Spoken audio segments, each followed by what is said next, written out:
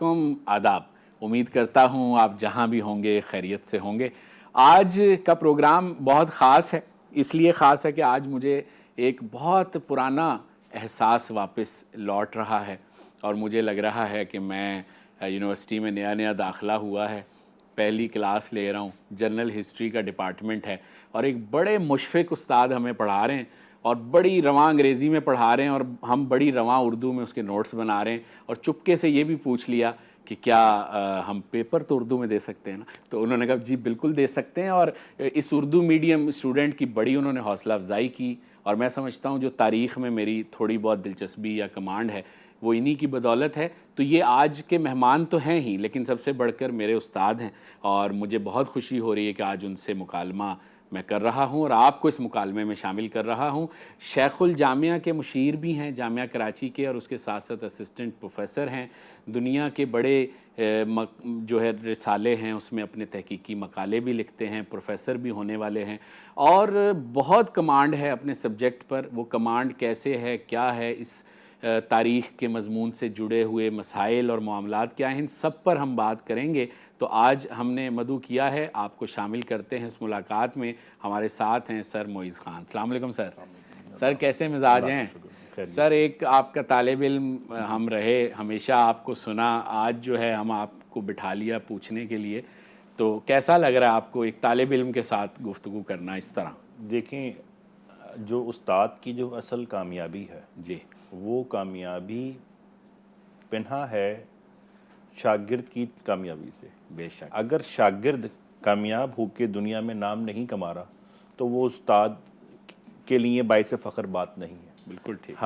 ہماری کامیابی کی سند آپ ہیں، آئے ہائے۔ اور آپ جیسے تمام وہ طالب علم ہیں جو کہیں پہنچتے ہیں، تو جو خوشی ہمیں دل سے ہوتی ہے صحیح بات۔ کہ ہم نے اس عمارت کی تھوڑی سی آبیاری کی ہے، اس درخت کے جڑوں میں پانی ڈالا ہے، اور یہ آج سایہ دار درخت بنا ہے۔ نہیں سر، تو آپ وہ ہمیں وہ فیلنگ جو ہے نا، وہ میں کہتا ہوں کہ اس کا کوئی نعم البدل ہو ہی نہیں سکتا۔ صحیح بات۔ اور بطور طالب علم ہمیں بھی یہ بڑا بہت اپنائیت اور خوشی کا احساس ہوتا ہے کہ آپ جیسے اساتذہ ملے۔ گو کہ میں، آپ جانتے ہیں کہ میرا مزاج ذرا چونکہ جرنلسٹ ہونے کی وجہ سے اکھڑ پن زیادہ رہا، اس میں شکایتیں اور شکوے ہمیں اپنی یونیورسٹی سے کافی ہیں، لیکن کچھ اساتذہ جو ہمیں یاد رہے ان میں سے ایک آپ ہیں۔ تو بہت شکریہ اس مومنٹ کے لیے، آپ نے وقت نکالا، آپ آ جائے۔ تو کچھ عمومی سوال ہیں عمومی تاریخ کے بارے میں، تو وہ آپ سے پوچھنا چاہتے ہیں۔ سب سے پہلے تو یہ بتائیے، ہمارے ہاں کیا اب بھی مورخ پیدا ہو رہے ہیں، تاریخ لکھی جا رہی ہے، یا اب ہم سارا تکیہ انٹرنیٹ پر اور باہر کے مورخین پر ہی کریں گے؟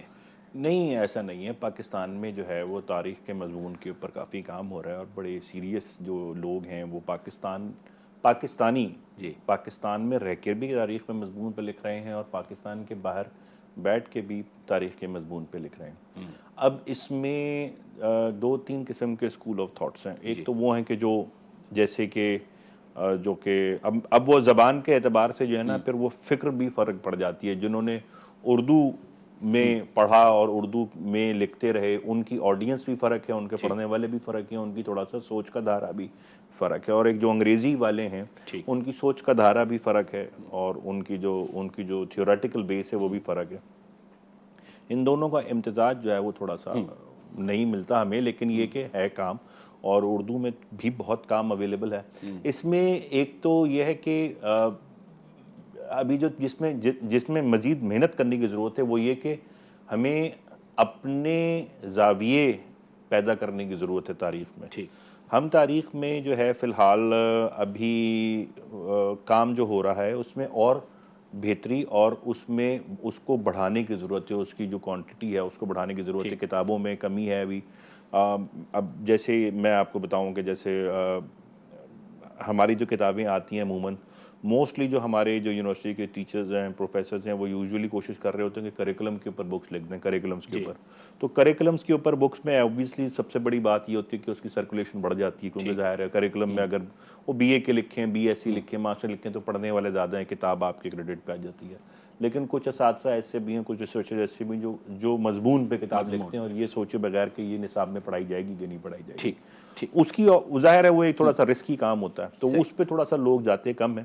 لیکن ہے وہ بھی ہے, تعداد کم ہے. لیکن سر ایک خیال ہے, بہت زیادہ لوگ اس پر بات کرتے ہیں کہ ہمارے ہاں جھوٹی تاریخ بہت لکھی گئی, اور ہمیں جو تاریخ پڑھائی جاتی ہے خاص طور پہ بر صغیر پاک و ہند کی تاریخ, اس میں ہم جو ہے محمد بن قاسم سے شروع کرتے ہیں تاریخ, پیچھے کی تاریخ کو اون ہی نہیں کرتے. اس میں کتنی صداقت ہے؟ دیکھیں, یہ مجھے پہلے بڑا گلا تھا, اور مجھے 18 سال ہو گئے پڑھاتے ہوئے, آپ میرے 16-17 سال پرانے, آپ بھی اسٹوڈنٹ ہیں میرے.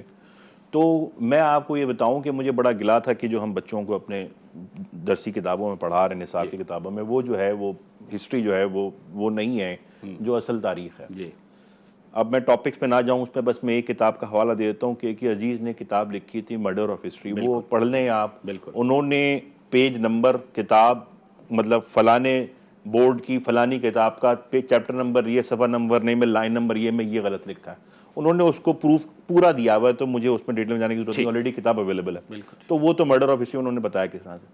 لیکن اس میں جو اب میں جب تقریباً 1.5-2 سال پہلے جب میں نے دنیا کا میں نے جب زاویہ اپنا دنیا کی طرف کیا کہ بھئی وہ لوگ کیا کر رہے ہیں, تو کہنے کا مقصد یہ ہے کہ اپنی قوم کی سچائی, اپنے ملک کی حقیقت اور اپنے لوگوں کی اصل تاریخ کوئی بھی ملک نہیں پڑھاتا, نہ پڑھا سکنے کا اچھا ہو سکتا, یعنی نہ پڑھا سکتے بھی نہیں. یہ مغربی دنیا کے لیے بھی آپ جاپان لے لیجئے, آپ جو آج مہذب ترین قومیں ہیں نا, آپ جاپان کہتے ہیں نا, بالکل جاپان, آپ جاپان نے جو چائنا اور منچوریا میں کیا ہے وہ پڑھا دیجئے, میں بتا دوں گا آپ کو کیا ہے.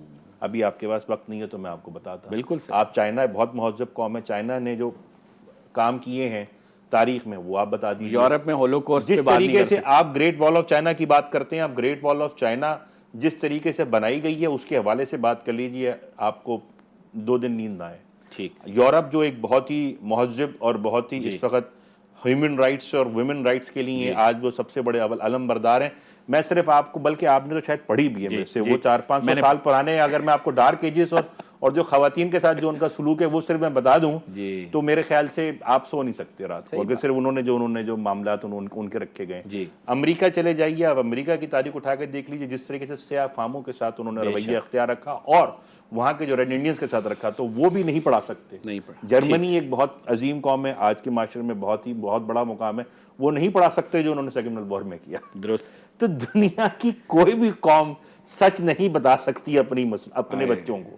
تو کہنے کا مقصد یہ, اگر آپ نے اپنے بچوں میں سینس آف نیشنلزم پیدا کرنا ہے اور اپنے لوگوں سے اور اپنے ملک سے محبت پیدا کرنی ہے, تو یہ آپ کو کام کرنا پڑے گا. وہاں پہ جرمنی میں ہٹلر کو نہیں پڑھا سکتے, جاپان میں منچوریا چائنا کا نہیں پڑھا سکتے, یورپ کے اندر آپ پورچوگیز کی بات کرتے ہیں کہ پورچوگیز اگر کرسٹوفر کولمبس کو پڑھا دیں اور واسکو ڈی گاما جو انڈیا میں آ کے جو انہوں نے کاروائیاں کی ہیں صرف وہ پڑھا دیجئے, پھر میں دیکھتا ہوں کہ پورچوگیز بچہ اپنے ملک سے کیسے محبت کر پائے گا. یعنی یہ معاملہ بڑا باریک ہے, یہ پوری دنیا یونیورسل ہے, یہ یونیورسل ہے, کیونکہ تاریخ میں تمام قوموں نے کچھ نہ کچھ ایسے طریقہ کار رواں رکھے ہیں, عمل کیے ہیں کہ جو تاریخ میں فخر کے قابل نہیں ہے, آپ یہ کہہ لیجیے. بالکل ٹھیک, بالکل ٹھیک. یہ ہر قوم کے ساتھ. یہ تو جو آج کا ہمارا جو سرخی تھی, آج کا موضوع تھا پروگرام کا, آپ نے پورا سمیٹ دیا اسی بات میں کہ ہمارا نصاب اور اس کے مسئلے اور یہ سب اسی سے. اور اس میں ایک وجہ اور بھی ہے, دیکھیں جو نصاب کی کتابیں پڑھائی جاتی ہیں وہ پڑھائی جاتی ہیں کچے ذہنوں کو. 12 سال 14 سال 15 سال, میٹرک آپ 16 سال میں کرتے, انٹر آپ 17 سال 18 سال, تو اس ذہن میں وہ اتنی ٹریننگ نہیں ہوتی کہ وہ اس چیز کو سمجھ سکے کہ یہ کیا تھا اور کیوں تھا. تو اگر آپ اس کو بالکل کروڈ ہسٹری پڑھا دیں گے, جو کہ میں پڑھاتا ہوں, آپ کو پڑھائی ہوگی, جو ہم نے یونیورسٹی میں ڈسکس کیا, وہ والا لیول اگر آپ اس کو وہاں پڑھا دیں تو وہ نہیں سمجھ پائے گا کہ یہ کیا ہو رہا ہے. تو اس کے لیے تھوڑا سا کرنا میرے خیال سے, اب یہ الگ بات ہے کہ کس لیول پہ. یہ بات آپ کی صحیح ہے کہ جو ہمیں پڑھائی جاتی ہے وہ اس کا تو خیر بہت ہی زیادہ زاویہ بگڑا ہوا ہے, اور اس کے بہت سارے فیکٹس بھی آگے پیچھے ہوئے ہیں. ہمارا ایک تو دیکھیں فیکٹس آگے پیچھے ہونا, زاویے بدل دینا, وہ ایک لیکن ہمارے تو بہت ہی زیادہ اس کے اوپر کام کرنے کی ضرورت ہے. اور مطلب میں کیا بولے جاؤں, اور پھر وہ چلتا رہے گا معاملہ اسی ایک موضوع کے اوپر. میرا تو ظاہر بات ہے, شعبہ یہی ہے, میں تو پڑھاتا رہتا ہوں اور اس پہ لکھ بھی رہا ہوں, لکھتا بھی ہوں, پرچے بھی لکھے ہیں. مطلب الہ آباد ایڈریس کی اگر میں بات کروں تو میت آف الہ آباد میرا مقالہ انٹرنیٹ پہ اویلیبل ہے, آپ پڑھ لیجئے, آپ کو الہ آباد ایڈریس کے بارے میں پتہ چل جائے گا معاملہ کیا تھا. اصل معاملہ کیا تھا. بالکل ٹھیک. اچھا آپ کا پی ایچ ڈی کا تھیسس جو ہے وہ کیا تھا؟ میرا پی ایچ ڈی کا تھیسس جو تھا وہ کراچی کی ڈیموگرافک ٹرانسفارمیشن پہ ہے. وہ ہے historical patterns of demographic transformation of post colonial Karachi. اچھا. سن 1947 پاکستان کی آزادی کے بعد کراچی شہر کس طریقے سے ایک چھوٹی سی آبادی سے لے کے آج 2.5 پونے 3 کروڑ کی آبادی کیسے ہوئی. تو یہ 2007 تک کا تھا اور مطلب جائزہ ہم نے لیا تھا. اور اس میں میں آپ کو اس طرح سے بتاؤں کہ کراچی جب انگریز آئے ہیں یہاں پہ 1839 اور پھر 1843 میں جب انہوں نے سندھ فتح کیا, تو اس وقت کراچی کی آبادی انگریزی کے جنہوں نے کتابیں لکھی ہیں اسی وقت جو 1944-43 میں چھپی ہیں, اس وقت کراچی کی آبادی 10,000 تھی. اور جس وقت پاکستان بنا ہے تو 4,35,000 تھی. صحیح. اور لاہور کی آبادی تقریباً 5,10,11,000 تھی. 5 لاکھ. تو لاہور کراچی سے زیادہ بڑی آبادی تھی 47 میں. 4 سال میں 51 میں کراچی 10 لاکھ سے اوپر تھا اور لاہور 9 لاکھ تھا. اور وہ دن اور آج کا دن ہے لاہور واپس کراچی کو نہیں پہنچ سکا. اب تو کراچی سے آدھی سے بھی کم آبادی ہوگی. صحیح بات ہے. تو کہنے کا مقصد یہ کہ یہ آبادی جو کراچی میں بڑی ہے جی وہ دنیا میں ایسا کوئی ماڈل نہیں ہے کہ جو بھی دنیا کے بڑے شہر آپ لے لیں, نیو یارک لے لیں, لنڈن لے لیں, یا ٹوکیو لے لیں, یا بامبے لے لیں, یہ سب کراچی کے مقابلے میں بہت پرانے شہر ہیں. کراچی آباد ہی انگریزوں کے آنے کے بعد ہوا. اس سے پہلے ایک چھوٹی سی آبادی تھی. 10,000 آبادی. آپ مجھے بتائیے نا, کراچی یونیورسٹی میں اس وقت 44,000 طالب علم پڑھتے ہیں جو صبح سے لے کے شام تک کلاسیں لینے آتے ہیں. تو کراچی اس کا بھی 1/4 تھا. تو آپ اس سے اندازہ لگا لیجیے آبادی کیا تھی 10,000. تو وہ 150 سال میں 10,000 سے لے کے 3 کروڑ تک کا سفر کسی اور شہر نے طے نہیں کیا. تو اس پہ یہ ہے میرا مقدمہ. اور کراچی میں جو پھر جو مسائل ہیں جو ہم روزانہ آپ دیکھتے ہیں, پروگرام بھی کرتے ہوں گے, ٹو وی بھی دیکھتے ہیں کہ جی فلان, تو اس کا یہ ہے کہ کراچی کو جب آج آپ پلان کر رہے ہیں نا کہ آج آپ کی آبادی اتنی آبادی ہے, اتنا آپ نے پلان کرنا ہے, اتنا آپ نے فنڈ رکھا ہے, وہ جب وہ پلان امپلیمنٹ ہو رہا ہوتا ہے نا تو اس علاقے کی آبادی کئی ہزاروں لاکھوں کے حساب سے بڑھ چکی ہوتی ہے. تو ان مینیجبل ہو جاتا ہے پھر وہ. یہ میرا مقدمہ ہے. بالکل ٹھیک ہے. بہت ہی عمدہ آپ نے اس کی منظر کشی کی. کچھ مسئلہ سمجھ آ رہا ہے اور تاریخ کے ساتھ جوڑ کے ہمیں دیکھنا ہے. ایک چھوٹا سا وقفہ آپ کے لیے, ہم چائے بھی بنوا رہے ہیں. میٹھا کیسا آپ لیتے ہیں چائے میں, کم زیادہ؟ درمیانہ. چلیں بھائی, درمیانہ ایک اچھی سی چائے تیار کیجئے اور ہمارے ناظرین بھی چائے تیار رکھیں, اور واپس آتے ہیں اور گفتگو کے سلسلے کو یہیں سے جوڑتے ہیں.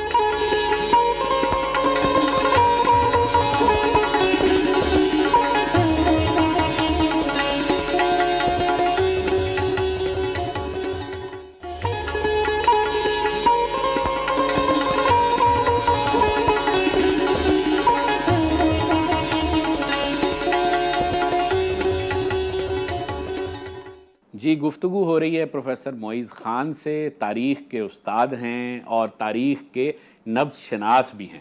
تاریخ کس طرح مسخ ہوتی ہے, کس طرح لکھی جاتی ہے, کس طرح ہمارے معاشرے پر, ہم پر اثر ڈالتی ہے, اس پر بات ہو رہی ہے. اچھا سر, یہ موضوع تو آپ کا ایسا ہے کہ ہم کئی پروگرام کر لیں تو تب بھی دل نہ بھرے.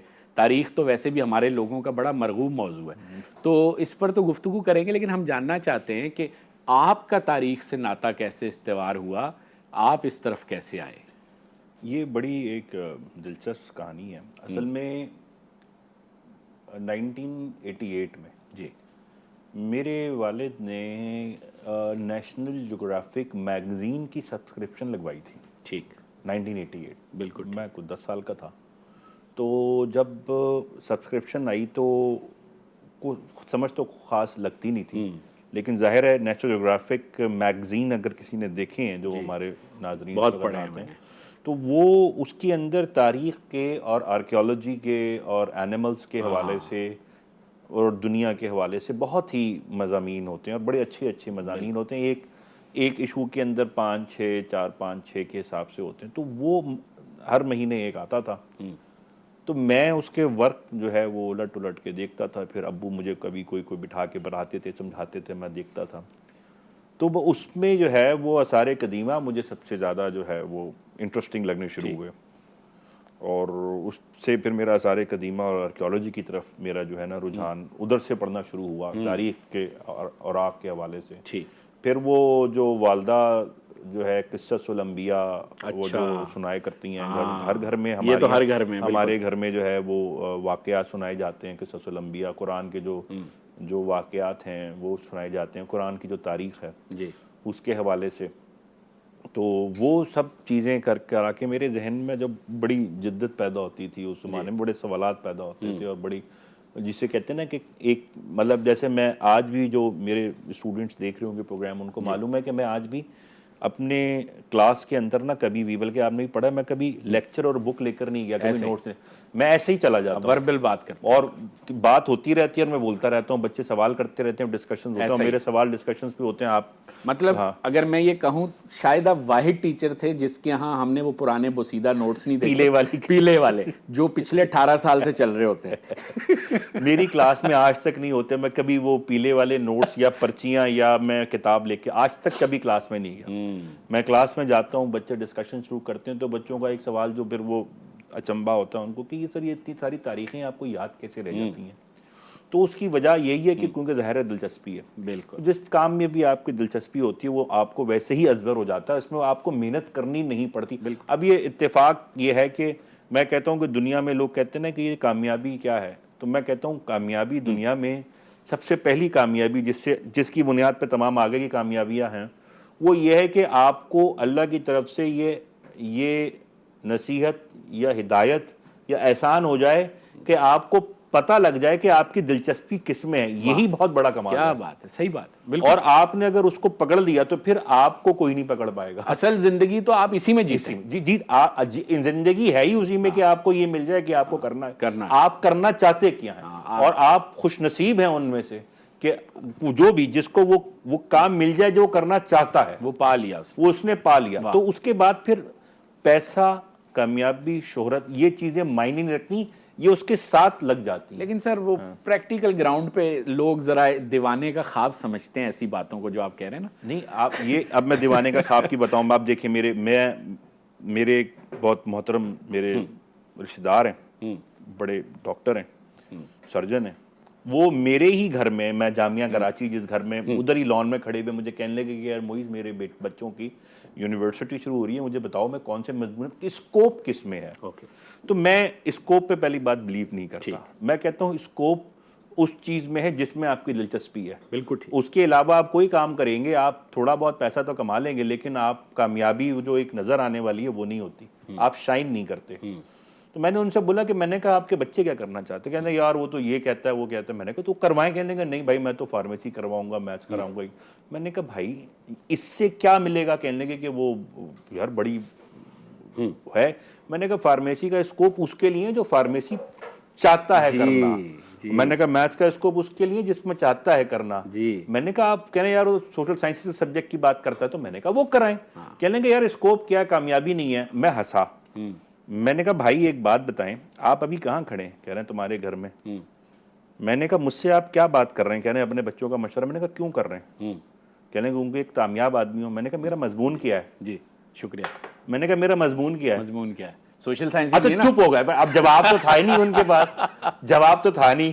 پھر وہ چپ ہو گئے. وہ ان کو سمجھ آ گئی کہ میں کیا کہنا چاہ رہا ہوں، کہ میں ایک ہسٹری میں ماسٹرز کر کے، ہسٹری میں پی ایچ ڈی کر کے اس دنیا میں جو بھی میری تھوڑی بہت عزت ہے، تھوڑی بہت جو بھی میری کمائی ہے، وہ اسی مضمون کی بنیاد پہ. بے شک. تو کہنے کا مقصد یہ ہے کہ آپ ڈاکٹر بن جائیں، لیکن اگر آپ بننا نہیں چاہتے تو آپ ادیب رضوی نہیں بن سکتے. اور آپ برے ڈاکٹر ہوں گے. آپ نہیں، آپ بھلے پیسے کما رہے ہیں لیکن آپ ادیب رضوی نہیں بن سکتے. اور اندر کا اطمینان کبھی نہیں آتا. تو کام آدمی وہ کرے کہ جس میں کرنا چاہتا. تو وہ جو آپ نے بات کی نا، وہ جو میں نوٹس لے کے نہیں جاتا تھا، اس کی وجہ یہ تھی کہ میں نے پڑھانے کے لیے نہیں پڑھا، میں نے سمجھنے کے لیے پڑھتا تھا. آپ کے تو اندر ہسٹری وہ بس ایگزیکٹلی وہ ہم نے اپنے اندر، مطلب ہم سمائے میں ہسٹری کے اندر. اور طالب علمی چل رہی ہے. صحیح بات. میں ابھی بھی کلاس میں جاتا ہوں، مجھے 18 سال پڑھاتے ہوئے ہو گئے. میں کلاس میں جاتا ہوں، میں کہتا ہوں کہ بھائی مجھ ایک سے بڑی بدقسمتی ہے آپ کی کہ مجھ ایک سے آپ 50 لوگ سیکھ رہے ہیں، اور آپ 50 سے میں ایک سیکھ رہا ہوں. واہ واہ تو واہ، زیادہ سیکھنا میرا ہوگا کیا اس بات کلاس کے بعد. کیا بات ہے، صحیح بات. اور دوسری بات میں ان سے کہتا ہوں کہ میرے اور آپ میں فرق یہ نہیں ہے کہ میں استاد ہوں اور آپ اسٹوڈنٹ ہیں. فرق یہ ہے کہ میں آپ سے سینئر اسٹوڈنٹ ہوں. کیا بات ہے، میں پچھلے 21 سال سے تاریخ پڑھ رہا ہوں واہ، اور آپ ابھی پڑھنا شروع کیا ہوئے. بات ہے. اس کے علاوہ کوئی فرق نہیں. سر آپ، مجھے کبھی کبھی لگتا ہے کہ آپ جو ہے نا، یا تو مطلب کہیں اور جزیرے سے آئیں، کہاں سے آئیں. عموماً ہم نے وہاں پڑھا ہے معذرت کے ساتھ، لیکن اساتذہ کی اکثریت ایسی نہیں ہے جیسے آپ ہیں. میرے بھی استاد ہیں، میں نے بھی خیر پڑھا ہے. وہ ظاہر ہے میرے تو اب ظاہر ہے ہر ایک کے اپنے اپنے تجربے ہوتے ہیں، لیکن ایک مطلب میں آپ کو مثال دوں نا ایک چھوٹی سی، کہ جب آپ کے ہم پڑھ رہے تھے، آپ کے ہم یورپین ہسٹری کا مضمون پڑھتے تھے، اور ایز اے سبسڈری آپ کا جی میجر ایز اے نہیں تھا. سبسڈری، بالکل، اور دلچسپی تھی، لیا تھا باقاعدہ. اور دوسری طرف ہم انڈو پاک پڑھتے تھے، کورس میں انڈو پاک ہسٹری ہوتی تھی. مجھے یاد ہے کہ سلاطین کی وہ فہرست کے نام یاد کرنے میں اور کس کا کون سا ایرا ہے، اچھا خاصا رٹا مارنا پڑتا تھا. اور نیپولین ہمیں ازبر تھا، پیٹر دی گریٹ ہمیں ازبر تھا، دوسری جنگ عظیم، پہلی جنگ عظیم تو آج تک چمٹی ہوئی ہے مجھے. یعنی اس قدر آپ نے اس کو آسان کر دیا، یہ فرق ہے. اصل بات وہی ہے کہ یہ جب دیکھیں، جب آپ کو خود اب آپ کو اپنے کام میں انٹرسٹ نہیں ہوگا تو دوسرے کو آپ کے کام میں کیسے انٹرسٹ ہوگا. صحیح بات ہے، سادی سی بات یہ ہے. بالکل صحیح بات ہے. یہ جیسے چائے بنانے والا، اگر اس کو چائے بنانے میں مزہ نہیں آئے گا تو ہمیں اس کی چائے پینے میں کیسے مزہ آئے گا. صحیح بات ہے، بالکل. تو یہ معاملہ ہے کہ ہم جو ہیں جو بھی کام کرتے ہیں پہلے اپنے لیے کرتے ہیں، پھر لوگ اس سے. اب میں وہی والی بات ہے، جیسے اب ادیب رضوی ہیں، جی کیا بات. ڈاکٹر تو اس بہت ملک میں لاکھوں پیدا کیے ہیں، لیکن ادیب رضوی ایک. غفار بلو ایک ہی تھے، بالکل ڈاکٹر سیٹھنا ایک ہی تھے، بالکل جو اپنے اپنے مقام انہوں نے لوگوں کے لیے نہیں کیا، بالکل انہوں نے اپنے لیے کیا. بے شک. اور ڈاکٹر فیض جو سرجن تھے، تو اسی طریقے سے آپ پوری ہر شعبے میں چلے جائیں. تو ڈاکٹروں کی میں نے بات کر لی نا، آپ ٹیچرز میں چلے جائیں، آپ اسپورٹس پرسن میں چلے جائیں، ادیبوں میں چلے جائیں، شاعروں میں چلے جائیں، جدھر بھی آپ چلے جائیں. کام کرنے والے تو ہزاروں ہیں، لیکن نظر آنے والے چند لوگ ہوتے ہیں. تو وہ جو نظر آتے ہیں نا، وہ وہی ہیں کہ جن کو پتہ لگ گیا کہ انہوں نے کرنا کیا. یا ایک اور بات ہے کہ انہوں نے، اس کو ہم سوشل میں کہتے ہیں سوشل کنفارمیٹی، کہ ہم جو ہے نا پبلک پریشر میں کام کرتے ہیں. ہاں، کہ میری اماں بھی مجھے کہتی تھی بچپن سے ہی، جب سے میں نے ہوش سنبھالا انجینئر بنے گا میرا بیٹا. جی. تو اب اس سے لڑنا جی کہ اماں میں نے انجینئر نہیں بننا. نہیں، پھر وہ سسرال والے بھی تو آ جاتے ہیں نا. سسرال والے تو خیر بعد میں آتے ہیں، پہلے تو آپ کے پھپھا پھپھی چاچا خالو ماما یہ سارے گھر والے ہوتے ہیں کہ فلاں. پھر گھر والے آپ کو کمپیئر کرنا شروع کر دیتے ہیں. وہ دیکھو فلانے کے بیٹے نے تو یہ کر لیا، اس کے بیٹی نے یہ کر لیا، تو پھر آپ کے کزن، اس کو پیئر پریشر. تو جو سوشل کنفارمیٹی سے آپ وہ دیکھیں سب سے بڑی جنگ. اب جیسے میں نے ہسٹری میں ماسٹرز کیا نا، ہسٹری میں ماسٹرز کرنے کی جو سب سے بڑی جنگ ہے، وہ جنگ میں نے لڑی وہ. اور یہ یقین بتا رہا ہوں میں آپ کو، جب میں پڑھ رہا تھا، اب میں نے ماسٹرز کر رہا ہوں، تو انہوں نے بولا کہ جی آپ کیا کر رہے ہیں. میں کہا ماسٹرز ہسٹری میں ماسٹر. ایسے یہاں پہ بل پڑ جاتے تھے ماتھے کے اوپر، بڑا سا سوالیہ نشان. یہ کیسے اس پہ کرو گے؟ اچھا پہلا اگلا سوال یہ ہوتا تھا، پہلا سوال یہ کہ کیا کر رہے ہو. اگر آپ نے ہسٹری میں، تو وہ آپ کو اتنا حقیر سمجھتے تھے کہ امتحانی. اور اگلا سوال یہ تھا کرو گے کیا؟ کرو گے، یہ تو کوئی چیز ہی نہیں ہے، اس میں کوئی اسکوپ ہی نہیں ہے. بالکل ٹھیک. نہیں، یہ واقعی مجھے یاد ہے کہ ایک زمانہ تھا کہ ہمارے یہاں سمجھا جاتا تھا کہ سوشل میڈیا کے مضامین صرف لڑکیوں کے لیے، سوشل سائنسز کے مضامین صرف لڑکیوں کے لیے. مطلب کتنی عجیب سی بات ہے. لڑکیاں کیا، لڑکے کیا، سب کو پڑھنا چاہیے. سر بہت مزیدار گفتگو ہو رہی ہے، چائے پیتے ہیں اور ایک بریک چھوٹا سا لیتے ہیں، واپس آ کے پھر گفتگو کے سلسلے کو ناظرین یہیں سے جوڑتے ہیں.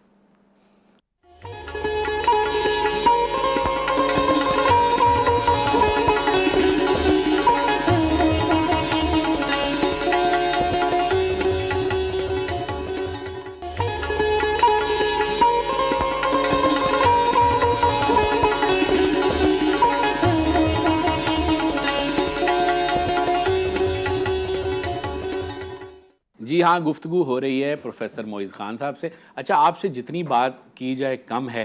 ہمیشہ ہی ایسا لگتا، چاہے کلاس روم ہو، چاہے آج یہ چائے پہ بات ہو رہی ہو، لیکن پھر بھی کچھ کوشش کریں گے بات سمیٹنے کی. یہ بتائیے کہ آپ شیخ الجامعہ کے مشیر بھی ہیں، اور طلبہ کو ہمیشہ شکایات ہی رہتی ہیں، اور اتنے لیندی پروسیجر ہوتے ہیں یونیورسٹی میں. وی سی تک تو پہنچنا خیر چھوڑ ہی دیں کہ ہر کوئی طالب علم تو پہنچ ہی نہیں سکتا.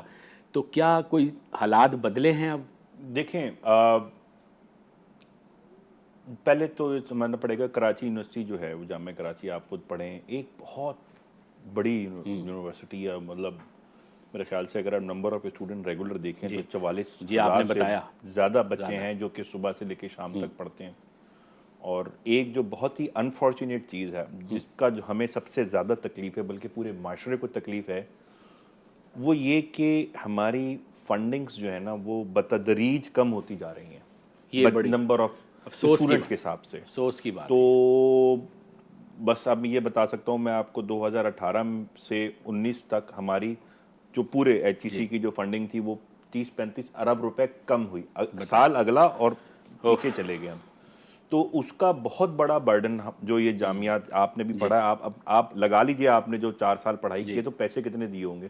بچوں کی فیس آپ کے مہینے کی زیادہ ہوگی وہ 4 سال کی پڑھائی کے مقابلے. بالکل ایسا ہی. میں تو کہہ سکتا ہوں کہ جو میں نے 2 سال کا ماسٹر کراچی یونیورسٹی سے کیا تھا اس سے زیادہ فیس میرے ایک بچے کی مہینے کی ہے آج. ایسا ہی ہے. تو یہ جامعات چلتی ہیں پبلک فنڈنگ کے اوپر. پبلک فنڈنگ ہماری اتنی زیادہ کرٹیل ہو گئی ہے کہ اس سے جو نمبر آف اسٹوڈنٹس کے ساتھ جو سہولیات کا تصور ہے وہ پھر کمپرومائز ہو جاتا ہے. ٹھیک. تو یعنی کیا ہماری سرکار اور ہماری حکومتیں سیریس یہ اس میں جو ہے نا بڑا ہمیں گلہ ہے اور ان کو سوچنا چاہیے کہ جی یہ اس کو آپ کمپرومائز نہ کریں کیونکہ یہی وہ یہ تو قوم کا مستقبل ہے. قوم ہے ہی یہ مستقبل کیا جو آج بھی یہی ہے، ماضی بھی یہی تھا، آگے بھی یہی ہے. آپ بیٹھے میں بیٹھا ہوں، پیچھے چلے جائیے تمام یہیں سے پڑھ کے نکلے لوگ. بالکل تمام لوگ یہیں سے پڑھ کے نکلیں. بالکل. تو یہ اور آگے بھی یہیں سے نکلیں گے، مطلب یہیں سے مراد ہے کہ ان جامعات میں سے نہیں. تو یہ جو دیگر شعبوں میں اتنے عیاشیاں اور اتنے بڑے بڑے اخراجات ہیں وہ کم کر کے لگائیں نا. یہ ہمیں پرائیورٹائز کرنی پڑے گی ہیومن کیپٹل کے اوپر. تو کہنے کا مقصد یہ جو آپ نے بات کی تو ہمارا جو نمبر آف اسٹوڈنٹس کو ہم چاہتے ہیں کہ جس طرح سے ہم ڈیل کریں یا جو ان کا جو حق ہے، جو اسٹوڈنٹس کا حق ہے وہ پبلک ٹیکس پیئر منی سے پورا ہو تاکہ پھر وہ اس تک پہنچ سکے. اب جتنی ہم کوشش کر سکتے ہیں، ویسے میں تقریباً 2 سال سے اوپر ہو گیا مجھے مشیر بنے ہوئے. میرے طالب علم بتا سکتے ہیں مجھے کہ آج تک کوئی یہ نہیں کہہ سکتا کہ اس نے رابطہ کیا ہو مجھے میرے موبائل فون پہ اچھا اور میں نے جواب نہ دیا ہو. یہ کوئی بچہ وہ تو جب آپ مشیر نہیں تھے تب بھی آپ کرتے تھے، وہ تو آپ کا ذاتی وصف ہے. میں یہی کہہ رہا ہوں کہ ہم اب ذاتی طور پہ تو کوشش یہی کرتے ہیں کہ بچوں سے رابطے میں رہیں. کوئی کسی بچے کو پرابلم ہوتی ہے 1-2 منٹ میں خود پہنچ جاتا ہوں، ٹیم پہنچ جاتی ہے. سسٹم بنایا ہوا ہے، کوشش کر رہے ہیں کہ ہم جو کر سکیں. جیسے صفائی ستھرائی کی کوشش ہے وہ ہم نے ڈسٹ بن ابھی لگائے ہیں پوری یونیورسٹی کے اندر کو 400. اور یہ کووڈ کو کیسے مینیج کر رہے ہیں؟ کووڈ کے حوالے سے جو ہے اس کے اندر تو ایک یہ بڑا ملٹی ڈائمینشنل ٹاسک ہے. سب سے بڑا تو اس میں میڈیکل کا ایشو. ابھی ہماری یونیورسٹی نے وائس چانسلر صاحب نے ایک نوٹیفیکیشن نکالا ہے کہ کچھ ٹائم دیا ہے کہ بچے اور فیکلٹی اور جو اسٹاف ہے ہمارا، یہ ان تین کا مرکب جامعہ کراچی ہے، اساتذہ، بچے اور وہ اسٹاف جو کام کرتا ہے، تو ان تینوں کو ہی اپنے کووڈ کی ویکسینیشن دکھانی ہے کلاس چلانے کے لیے، یہاں پہ نوکری کرنے کے لیے اور اس کو آگے لے کے جانے کے لیے. تو وہ ایک نوٹیفیکیشن نکالا ہے کہ جی ایک ڈیڈ لائن ہے کہ آپ اس کو یہاں تک کریں. شکریہ. اور جو وہ ہیں آپ کے گورنمنٹ کی طرف سے بھی یہ ریگولیشنز آ گئی ہیں کہ تنخواہ نہیں ملے گی، لیکن بچوں کا تو ہم بس ظاہر ہے یہی کہہ سکتے ہیں کہ بھائی آپ یہ نہیں کریں گے تو آپ کو کلاس میں نہیں پڑھنے دیں گے. اس کی وجہ یہ ہے کہ وہ طالب علم دوسرے بچوں کے لیے ایک جسے کہتے ہیں تھریٹ ہے کہ بھائی وہ اگر کیریئر ہے یا وہ اگر ویکسینیٹڈ نہیں ہے تو دوسروں کے لیے وہ زیادہ بڑا ایشو ہے. اور آپ کو پتہ ہے پاکستان کا جو پہلا کیس تھا یحییٰ جعفری، وہ بھی جامعہ کراچی میں ہی تھا، بلکہ آئی آر ڈپارٹمنٹ میں میرے بالکل برابر میں ہی ہے. مجھ سے 2 کمرے چھوڑ کے جو کلاس روم تھا وہیں سے، اور میں اتفاق سے جس ٹائم پہ وہ کلاس لے کر گیا بچہ میرا خیال 21 یا 22 فروری تھی 2019 کی، تو میں وہیں بیٹھا ہوا تھا 20 کی، تو میں وہیں بیٹھا ہوا تھا اپنے دفتر کے اندر. میرے دفتر سے نکلا ہوگا وہ. تو خیر کہنے کا مقصد یہ کہ اتنی بڑی یونیورسٹیز ہیں تو ان کا ہم نے کووڈ کا یہی کیا ہے جو ماڈل جو پوری دنیا کے اندر کہ آپ ویکسینیشن کرائیں گے تو آپ کلاس میں آئیں گے. اور بالکل ٹھیک ہے. اچھا سر، چائے بھی آ گئی، چائے لیجئے دوبارہ. اور چائے آپ کو پسند آئی، ہمارا خون بڑھ گیا کہ ہمارا ڈھابا ٹھیک ہے، معیاری ہے. صوفی کا ڈھابا یا مجیدے کے ڈھابے کی طرح بری چائے پی پی کے ہم پلے بڑے سر وہاں. آپ تو اپنی چائے بناتے تھے لیکن ہم وہاں پینے جاتے تھے جب آپ کلاس میں. میں تو کیا وہ رکھا ہوتا تھا، میں تو چائے اب پینی شروع کی، اور زمانے میں تو میں پیتا بھی نہیں تھا، بچے پیتے رہتے تھے. سامان لا کے رکھتا تھا کہ بچوں کو بیٹھ کے پڑھنے کا موقع ملے. صحیح بات ہے. تو سر گفتگو کا سلسلہ جاری رہے گا کئی ایک موضوعات اور ہیں جو مجھے لگتا ہے کہ ہمارے دیکھنے والے بھی اور طلبہ بھی تشنگی محسوس کر رہے ہوں گے، تو وہ تو ہم کریں گے گفتگو، لیکن ہم چاہتے ہیں کہ اس کا ایک پارٹ 2 ہم ریکارڈ کریں گے، اور یہ پارٹ 1 ہے جو لائیو گفتگو اس وقت سب سن رہے ہیں۔ اگلے ہفتے اس کا پارٹ 2 ہوگا جس میں آپ جو چیزیں رہ گئی ہیں وہ سر کے ساتھ ہم ڈسکس کر رہے ہیں۔ تو کوئی ایسی بات جو ابھی اس وقت لائیو پروگرام میں آپ کہنا چاہیں اسٹوڈنٹس کے لیے، خاص طور پہ جو نئے آنا چاہتے ہیں، اس طرف بہت کنفیوز ہیں، کیا بنے گا؟ دیکھیں، میں اسٹوڈنٹس کو کوشش کرتا ہوں کہ ایک بات سمجھاؤں، اور ویسے تو ہم سب کو ہی کرنی چاہیے، اسٹوڈنٹس ہی نہیں، میری ایج یا میرے سے بڑے یا مجھ سے چھوٹے جو بھی ہیں، جی، وہ یہ کہ ہم جو بھی کام جس وقت بھی ہم کر رہے ہیں یا اس کے کرنے کی ہم نے آمادگی ظاہر کی ہے، ہم اس کو مکمل ذمہ داری کے ساتھ اور سنسیریٹی کے ساتھ کریں، ایمانداری کے ساتھ کریں۔ کچھ بھی، آپ اسٹوڈنٹ ہیں تو آپ کی ذمہ داری اس وقت پڑھنا ہے، بالکل، تو آپ پڑھیں، اور یہ اپرچونٹیز جو بھی ہیں، اس مضمون کوئی بھی ہو، آپ فارمیسی پڑھ رہے ہیں، فزکس پڑھ رہے ہیں، کیمسٹری پڑھ رہے ہیں، معاشرتی علوم پڑھ رہے ہیں، تاریخ پڑھ رہے ہیں، تو آپ اس مضمون میں پڑھنے کی بہترین کوشش کریں، اس میں تحقیق کریں، اس میں مقالے پڑھیں، اس میں کتابیں پڑھیں، اس میں انٹرنیٹ کی یوٹیوب ویڈیوز دیکھیں، بچوں اور ٹیچر سے رابطہ کریں۔ بالکل ٹھیک۔ تو وہ، اور یہ یونیورسٹی کے حوالے سے میں بتاؤں آپ کو، یہ جو 2-3 سال آپ کو یونیورسٹی کے ملتے ہیں، جی، دوبارہ نہیں یہ آتے۔ زندگی میں پھر کبھی نہیں، یہ اپرچونٹی نہیں ملتی ہے ڈسکشنز کی، آپ تو گزرے یہاں سے، صحیح بات، آپ کہیں بیٹھ جائیں، آپ کو یاد وہی آئے گا کہ یار ہم نے یہ اس وقت وہاں سیکھا تھا جو آج امپلیمنٹ ہو رہا ہے۔ صحیح بات۔ سر بہت شکریہ، اس پارٹ 1 سے آپ سے اجازت لینی ہے اور ناظرین سے بھی۔ اور ناظرین، امید کرتا ہوں کہ تاریخ جسے خشک موضوع سمجھا جاتا ہے کس قدر پرکشش ہے، سر معیز کی جب باتیں سنتے ہیں تو یہ یقین ہو جاتا ہے۔ دوسرے پارٹ میں حاضر ہوں گے اور سر معیز سے کچھ مزید گفتگو کریں گے۔ اپنا خیال رکھیے گا، یہاں سے مجھے دیجیے گا اجازت، خدا حافظ۔